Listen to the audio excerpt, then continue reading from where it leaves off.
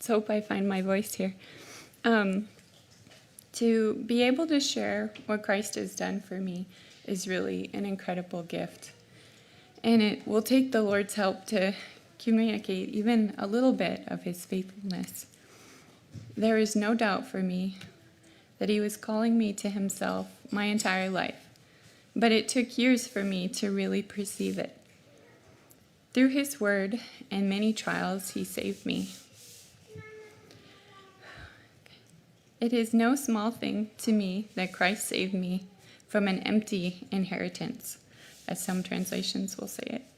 Like my parents, grandparents, and likely great-grandparents, I was baptized as an infant and underwent catechism.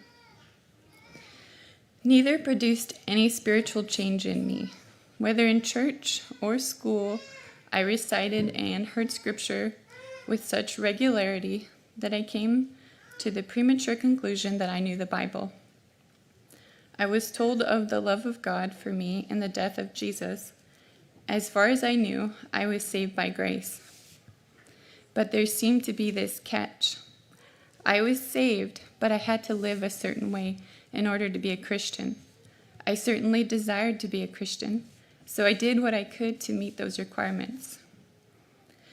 God had already, in his mercy, given me gifts that wouldn't allow me to complete a life of works or even a life of unchecked sin.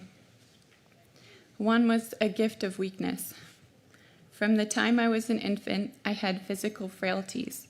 So most often, I really didn't have the energy or the desire to commit more obvious sins. 2, I was uncomfortable with most sin because of the scripture I was taught. And 3, I actually just liked rules. Scripture and prayer became a comfort to me in many times of my life. Because I was taught to pray, I would turn to God with many requests. He guided me through childhood nightmares, fear, my parents' divorce, depression, a car accident that broke me, and a lonely time in college. I began to pray for a Christian community before I even really knew what that meant. God gave me my first Bible study, where we discussed passages of Scripture line by line, the first experience of this kind in my life. Sadly, I wouldn't attend church services with those wonderful people. I think I went once. My childhood experiences with a number of churches and televangelists had led me to distrust most people that went to church, and I simply felt like I didn't belong. It wasn't until a couple years later, when I was married, working, and caring for a family, that God would open my eyes. He literally met me in the wilderness to expose my hardened heart. I'm sorry, I'm reading so slow, I'm trying to catch my breath.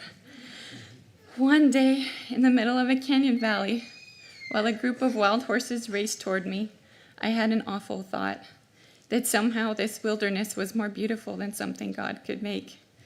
It was absurd to me instantly, and actually made me sick. I knew then I was in trouble.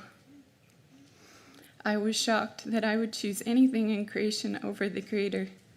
I came to realize that I had settled for something less than what he intended for me, and that I had gone my own way. I was working then because I believed that was how I could best help my family. But I was faced with the reality of actually neglecting them by my absence. What had felt like silence from God for years was broken. I began to seek his truth wholeheartedly and have a greater understanding of what I read in the Bible.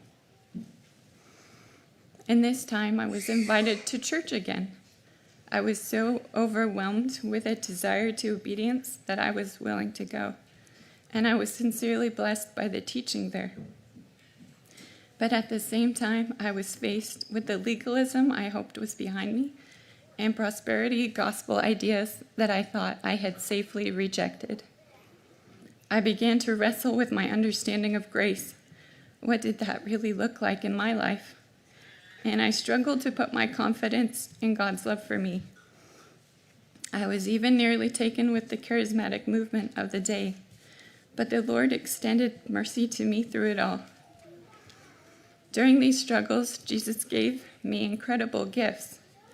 He prepared me with his word before our daughter's first seizure and comforted me with peace that entire day. When faced with thoughts of unworthiness at my baptism, I was given the ability to respond with, "I am unworthy." No excuses. He led me with verses like the Beatitudes and other passages to a deeper conviction that my weakness was actually a mark of my faith. By growing in faith and listening to teachers such as Paul Washer and R.C. Sproul, I realized that it wasn't just that Christ died for me, but that he lived for me. He completed and fulfilled everything I could not. I am still learning to boast or glory in my weaknesses so that the power of Christ may rest upon me.